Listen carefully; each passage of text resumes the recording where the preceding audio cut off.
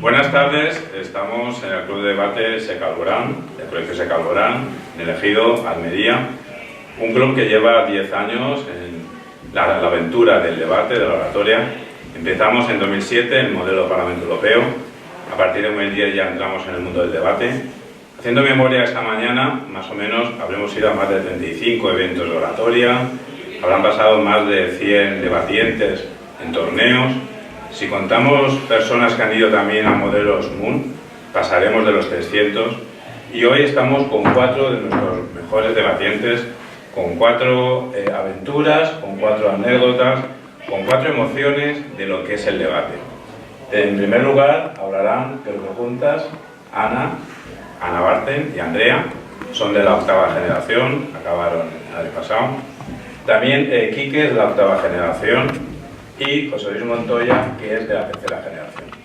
Sin más, yo me callo, porque lo importante es lo que nos van a transmitir. Bueno, pues ya que tengo el placer de comenzar a dar estas charlas anécdotas que os vamos a estar contando hoy, os diré que mi inicio en el debate no fue el más especial, sinceramente. El primer encuentro que yo hice fue un torneo organizado por unos compañeros de cuarto de la ESO, yo estaba en tercero, hace ya 4 años, y la verdad es que se me hacía un mundo el hecho de completar 4 minutos hablando en una refutación que tenía que, en cierto modo, improvisar. Se me hacía un mundo el hecho de contestar preguntas, y en ese momento no me habría creído, o sea, ni yo misma me habría imaginado que llegaría tan lejos en el mundo del debate.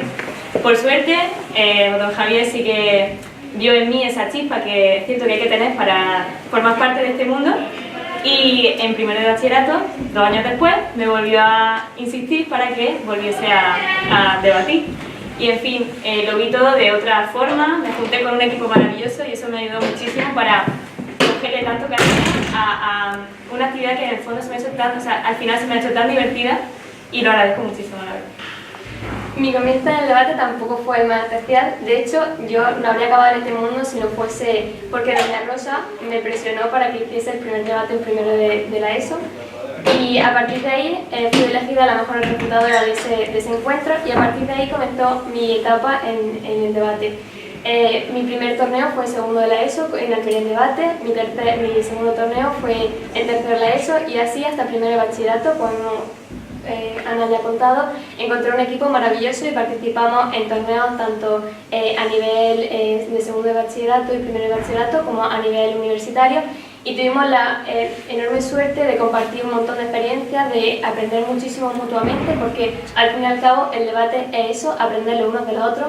Y es cierto que nunca llegas a conocer realmente a una persona hasta ese momento en el que estás sometido a tensión, estás sometido a ese estrés y a un montón de emociones, y en ese momento en el que sabes que tu equipo está ahí, y aunque tú salgas a hablar delante de un montón de personas y aunque tú te sientas solo en ese momento, sabes que tu equipo está detrás, que si tienes un problema te van a pasar la evidencia, que si necesitas cualquier cosa está tu equipo ahí para soportarte. Y además el debate no se trata solo de un cúmulo de tensión, un cúmulo de estrés en momentos así tan difíciles, pero sí es verdad que hemos tenido otras experiencias muy divertidas. Por ejemplo, a la hora de prepararnos para ciertos eventos en los que compartíamos habitación en un hotel, nos bajábamos todas juntas, porque no nos juntábamos en la habitación, nos bajábamos a organizar el contenido de nuestro debate al saloncito del hotel. Y claro, se nos hacían las tantas de la noche, por eso no íbamos vestidas con ropa normal. Nos bajábamos con el pijama, con nuestras pintas de, perdón por la expresión, de perro. Íbamos, pues como para meternos en la cama, y se nos veía, desde los ventanales de aquella habitación, se nos veía hablando solas, con un papel en la mano, dando vueltas por la habitación, con cronómetro encima de la mesa, y quien viera aquello pensaba que estábamos locas de remate. Y hablando de experiencias, el debate son muchas experiencias, conoces a muchísima gente de diferentes partes de España, de diferentes partes de Andalucía, y sobre todo haces muchísimos amigos. Y uno de los equipos con los que más afinidad hemos encontrado y que ha seguido esa afinidad es con un equipo universitario de Valencia, en el que tuvimos un encuentro muy intenso, y tras ese debate no solo nos hicimos mucho más amigos como oponentes, sino como amigos tal cual.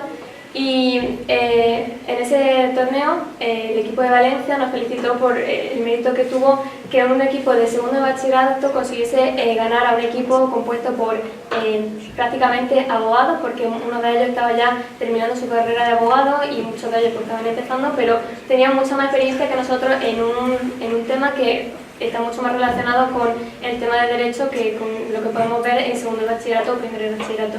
Y tiene un mérito enorme y al fin y al cabo pues el debate es eso, es hacer amigos, es luchar contra unos oponentes y defender tu idea lo mejor posible y bueno, eso es lo que tenemos que ganar del debate. En definitiva, el debate es eso, nos aporta muchísimo en diversos aspectos, no solo como ha dicho Andrea, hemos conocido a muchísima gente que nos llevamos muy dentro, que le seguimos recordando que fuera hace incluso un par de años. Y además aporta muchísimo a nivel personal. A mí, por ejemplo, me ha aportado mucha naturalidad a la hora de expresar mis ideas, a la hora de tratar con gente nueva y me ha quitado muchísimo esa vergüenza que quizás me estaría impidiendo hacer un montón de cosas que a día de hoy agradezco estar haciendo. Como yo decía al principio, yo quizás no habría acabado en este mundo si no fuese por la presión que ejercieron en primero la ESO y porque empezó a gustarme este mundo.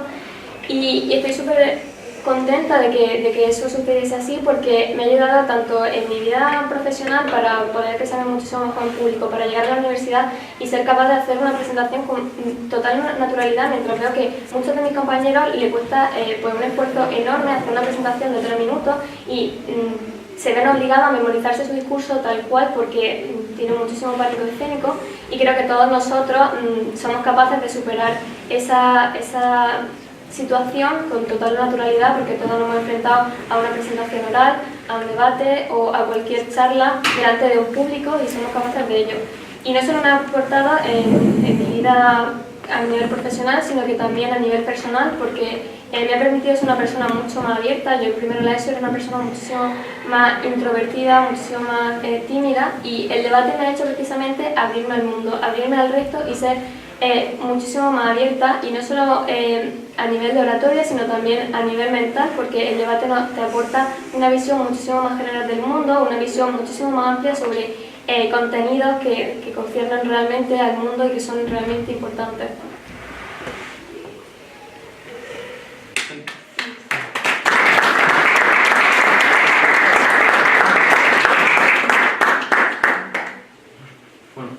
Puedo decir después de lo que han dicho ellas, pero también os contaré un poco mi historia. Mis inicios en el debate fueron muy similares a los de Andrea. Ella y yo empezamos juntos en primo de la ESO y curiosamente el primer debate que yo viví fue el equipo de Montoya, que eran 2 contra 2 sobre escuela tradicional contra escuela 2.0, aquí en ese aula ahí detrás, y fue el primer contacto que yo tuve en el debate, porque para prepararnos para lo que iba a ser nuestro debate en primo de ESO, no saberla a ellos. En verdad fue bastante curioso que la primera persona que vi debatir está ahora sentada a mi derecha. Yo empecé, como se puede decir, desde los bajos fondos. En la primera edición de Almería en Debate yo era el de logística. Era el chico del agua, el chico que ponía el proyector, el chico que ponía el cronómetro.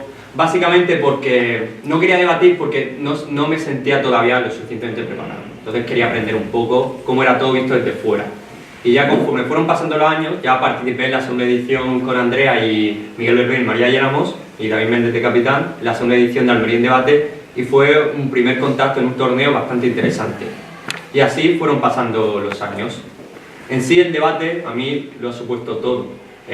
No se puede pensar en Quique sin el debate y espero que no se pueda pensar en el debate sin Quique. Aunque eso es un poco sarcástico. Pero el debate lo ha supuesto todo. Es quien soy ahora, es quien seré en el futuro. Lo ha supuesto todo. Es más, mi andadura en el debate no ha terminado. Ahora mismo estoy en el equipo de debate del Imperial College, en otro formato, SDP, que algunos lo conoceréis, muy interesante y lo mismo, aprendiendo mucho. Sobre todo para más manejo del inglés. Y de verdad es una experiencia increíble.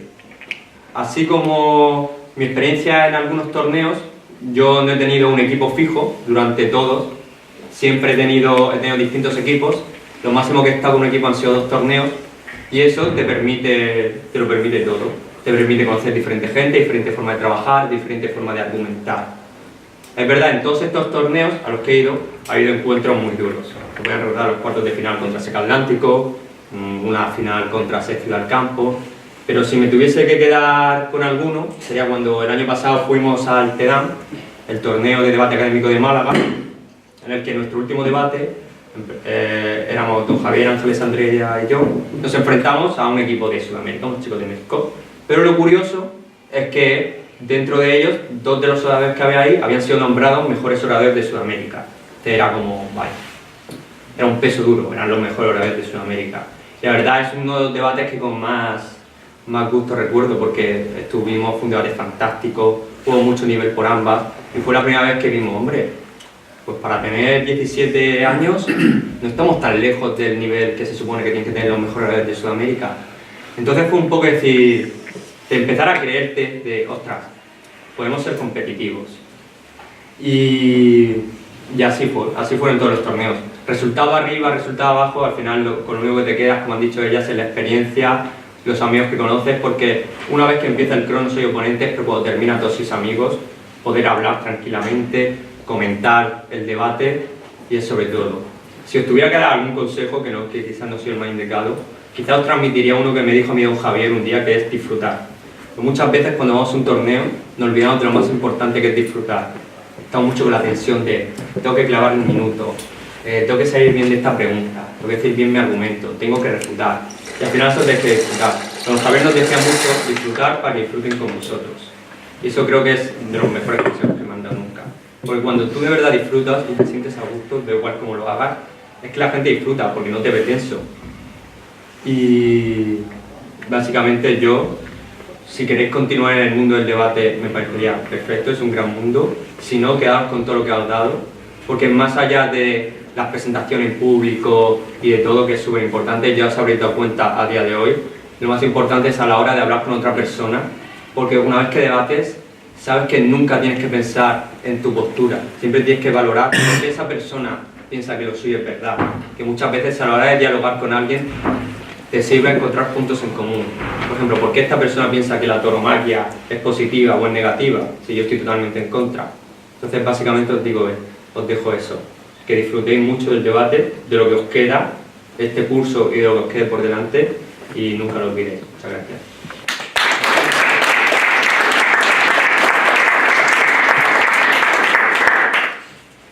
Bueno, mi nombre es José Luis, como ya han dicho, y yo soy de unas generaciones un poco anteriores a mis compañeros, y quizás por eso tengo una visión un poco diferente de... No es que no crea en lo que ellos dicen, simplemente que ya he visto más cosas aparte de esto, entonces voy a intentar transmitir otro punto de vista. Yo empecé tarde en el debate, yo llegué a este instituto para hacer primero de bachiller y nunca había tenido ningún contacto con la oratoria ni con el debate de competición en ninguna forma. Y gracias a don Javier, que empezó a introducir debates en clases de filosofía, fue cuando tuve mi primer contacto con esto. Y claro, al principio pues, fue un desastre, como todos los primeros debates, supongo. Pero bueno, ahí fue cuando yo por lo menos me di cuenta de que esto era mi mundo, esto era lo que me gustaba y era algo que me hacía disfrutar y me llenaba bastante. Y me propuse, bueno, llegar al equipo que en aquel entonces iba con acento, ahora también me ocurre.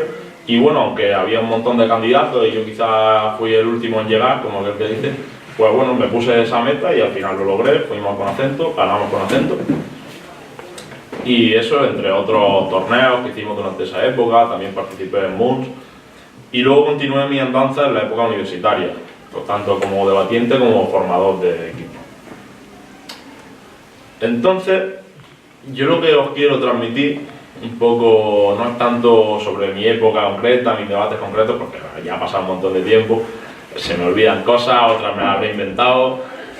Entonces yo lo que quiero transmitir un poco lo que yo he visto del mundo una vez que salí. Yo ya estoy terminando mi época universitaria, estoy comenzando la época de buscar un trabajo, que es algo que veis súper lejano y que todavía no imagináis, pero es una cosa que llega al final.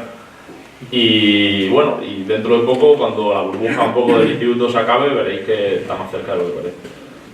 Y lo que yo he visto en mi experiencia personal es que una vez que sales fuera, os van a mirar muy bien por el hecho de haber debatido.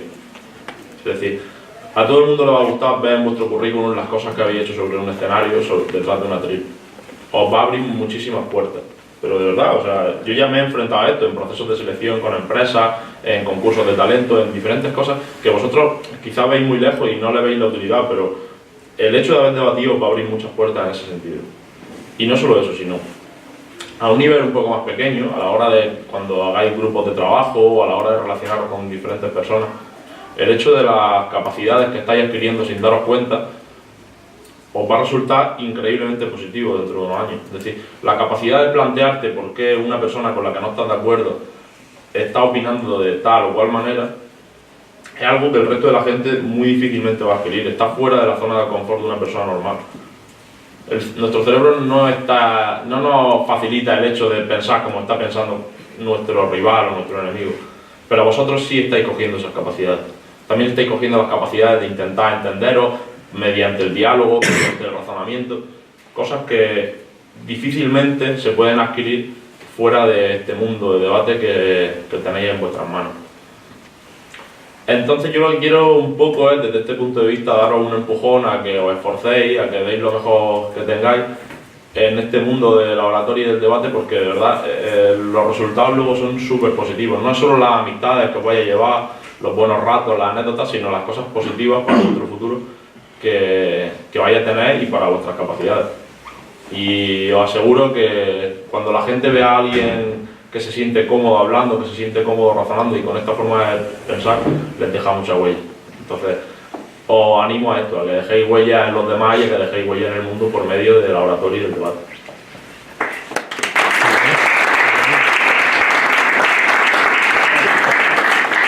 Aprovechar que están aquí para formularles alguna pregunta, fuerte para que quede grabado el sonido. ¿Alguien que quiera comentar algo? ¿Os ha quedado todo clarísimo? ¿Qué? Sí, eso es buenísimo.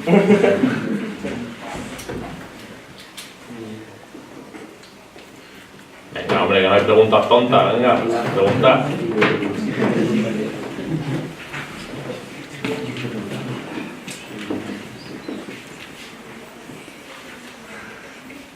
Kiki, has dicho que estaba ahora haciendo un... Está trabajando ahora sí en un nuevo modelo de debate. El BP, sí. ¿El BP en qué consiste?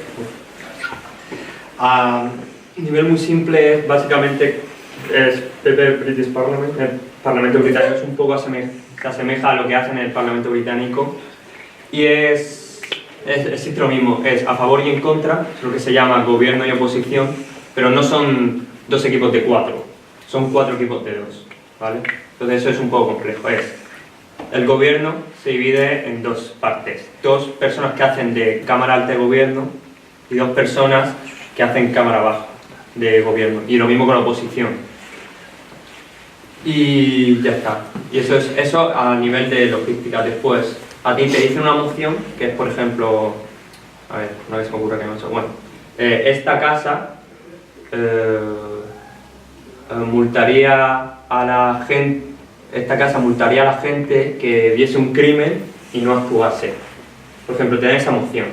Esta casa, entonces el gobierno está a favor y la oposición está en contra. Entonces tienes 15 minutos para prepararte tus argumentos y exponerlos.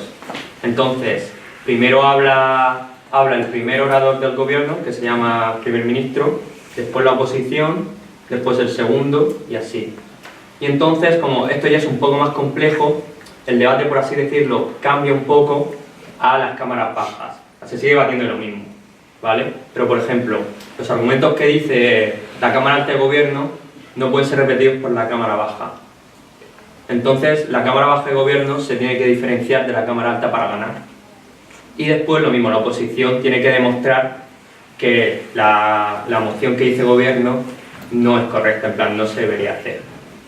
Y entonces, si tú estás en la cámara baja, ¿cómo te preparas? ¿Cámara baja de gobierno? Claro. Pues tú prevés qué es lo que va a decir gobierno y te preparas como una serie, por ejemplo, si normalmente el gobierno se prepararía 4, tú te preparas 6 o 7.